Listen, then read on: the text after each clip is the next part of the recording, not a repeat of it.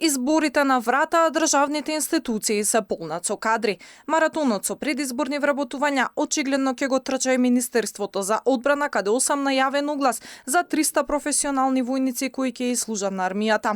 Огласот ќе трае само 7 дена, вклучувајќи го и денешниот кога е објавен, а оние кои сакаат да станат дел од армијата за плата над 31.000, меѓу другото треба да се македонски државјани, да имаат средно образование и да се полнолетни, да не се постари од 25 години и да имаат посебна здравствена и физичка способност. При изборот на новите војници, Министерството ќе водело сметка и за, како што велат, соодветна застапеност на сите заедници. Во постапката за избор, проверката на физичката и здравствената способност на кандидатите за професионални војници на служба во армијата ќе биде извршена од страна на посебни комисии формирани од Министерката за одбрана.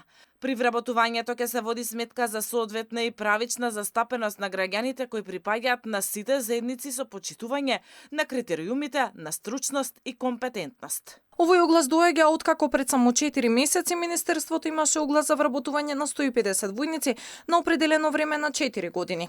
Власта изгледа нема намера да го исполни едно од нивните главни ветувања во програмата кога доаѓаа на власт, дека ќе се намали партизацијата во администрацијата и граѓаните ќе добијат квалитетни услуги. Но и по критиките од Европската унија, очигледно полнењето со партиски кадри во јавниот сектор не престанува, а квалитет не добиваме. Планерите на огласите не одмараа ни за празниците. Стотици осамна и во неработните денови на веб страницата на Агенцијата за државна администрација. Масовно се бараа кадри и на крајот на декември и брзо потоа.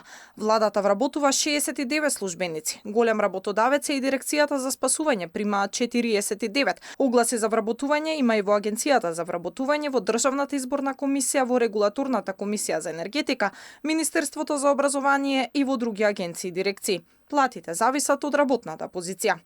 Пред нецел месец скандалозен оглас никна и во национални шуми. Таму бараа 355 работници, а од нив околу 230 албанци, а 30 на македонци, 30 на турци и по некој влав рум, србин и ставка други. Остана нејасно зошто на шумите им е важно од која националност ќе биде, например, дрвосечачот. Претходно и ЕСМ влезе во работна офанзива. Бараа 500 вработени, оти им фалеле работници.